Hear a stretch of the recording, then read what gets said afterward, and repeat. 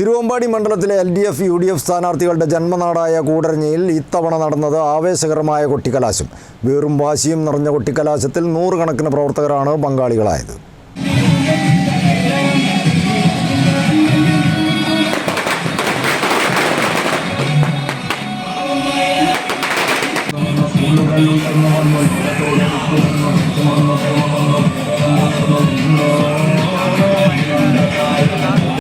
ഇടതു സ്ഥാനാർത്ഥി Lindo ജോസഫിന്റെയും UDF സ്ഥാനാർത്ഥി CK കാസിമിന്റെയും ജന്മനാടായ കൂടരഞ്ഞിയിൽ ഇത്തവണ മുമ്പെങ്ങുമില്ലാത്ത വീറും വാശിയിലുമാണ് കൊട്ടിക്കലാശം നടന്നത്.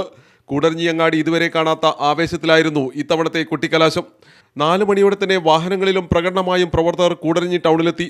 പാട്ടും നൃത്തവുമൊക്കെയായി 2 സ്ഥലങ്ങളിലായി കേന്ദ്രീകരിച്ചാണ് പ്രവർത്തകർ കൊട്ടിക്കലാശം ആവേശകരമാക്കി മാറ്റിയത്. 2 സ്ഥാനാർത്ഥികൾക്ക് വേണ്ടിയും സജീവ രാഷ്ട്രീയ പ്രവർത്തകരല്ലാത്തവർ പോലും കൊട്ടിക്കലാശത്തിനിറങ്ങിയെന്നതാണ് കൂടരഞ്ഞിയിൽ ഇന്ന് കണ്ടത്.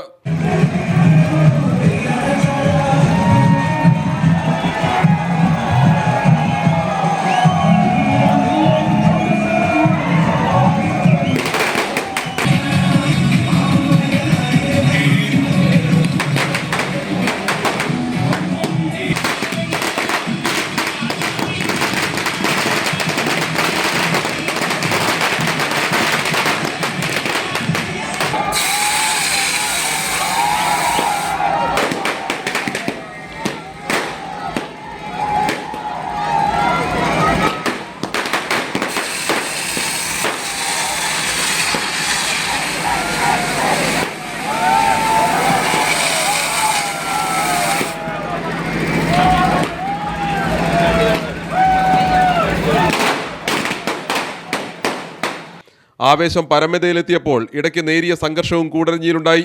ശക്തമായ പോലീസ് സാന്നിധ്യത്തിലാണ് ഇത്തവണ കൂടരഞ്ഞിയിൽ കൊട്ടിക്കലാശം നടന്നത്. CTV പ്രാദേശിക വാർത്ത, കൂടരഞ്ഞി.